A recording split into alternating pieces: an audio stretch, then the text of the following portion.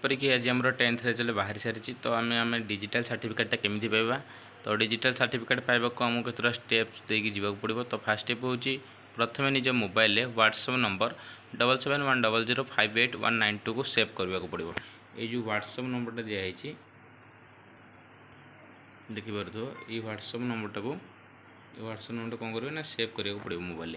ये व्हाट्सएप नंबरटा को सेव कर सारापर ये व्हाट्सएप नंबर रे हाय कि बीएससी ये भर जोटा भी आपको इच्छा से मेसेज करेंगे हाय कि बीएससी लिखिक मेसेज करेंगे।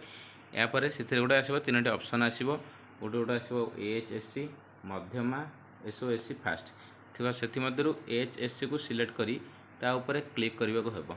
जो 3टा ऑप्शन आसो ये 3टा भितर एचएससी को सिलेक्ट करेंगे और ता ऊपर क्लिक करेंगे। क्लिक कलापर आपड़ 10वीं परीक्षा देइथिबा रोल नंबर जो थी जो रोल नंबरटा देइथिबा से रोल नंबरटा को देवा पड़ो।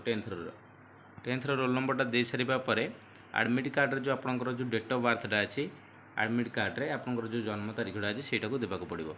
जन्म तारीख दे सारा पर आपको कौन करेंगे पड़ो आपंकर जो फोन नंबर अच्छी जो फोन नंबरटा से नंबरटा को देवा पड़ो। फोन नंबर देलापर आपको गोटे ओटीपी आसो ओटीपी आसलापर आपंकर डिजिटल सर्टिफिकेट डाउनलोड हो।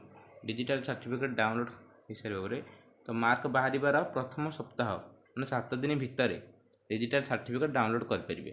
परवर्ती समय फलाफल आवेदन चार्ज टंका बैठा करने पड़ो। जेपरिक 7 दिन भर आप न काढ़ती तो तापर जब आवेदन करेंगे डिजिटल सर्टिफिकेट तो आपको किसी टंका लगिपे।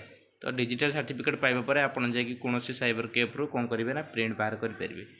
Thank you. जदि आपको वीडियो भल लगी आप सांग सहित सेयार कर चैनल को सब्सक्राइब कर दिंतु।